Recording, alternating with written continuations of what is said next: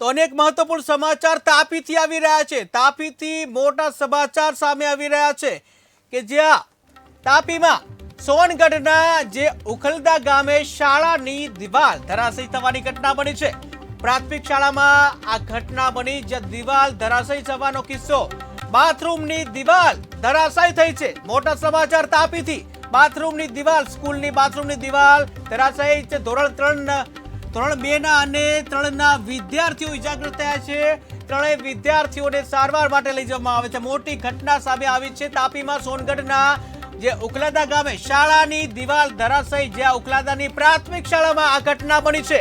દિવાલ ધરાશયી થવાની પ્રાથમિક શાળા જે ઉખલદા જે છે ત્યાંની આ ઘટના કે જ્યાં દિવાલ ધરાશયી થવાની ઘટના બની છે। બાથરૂમની દિવાલ ધરાશયી થઈ છે અને ધોરણ 2 અને 3 ના વિદ્યાર્થીઓ, 3 વિદ્યાર્થીઓ છે, ધોરણ 2 ના 3 વિદ્યાર્થીઓ ઇજાગ્રસ્ત થયા છે। ત્રણેય વિદ્યાર્થીઓને સારવાર અર્થે વ્યારા હોસ્પિટલ ખસેડવામાં આવ્યા છે। તો તાપી સોનગઢમાં દિવાલ ધરાશયી થવાની ઘટના।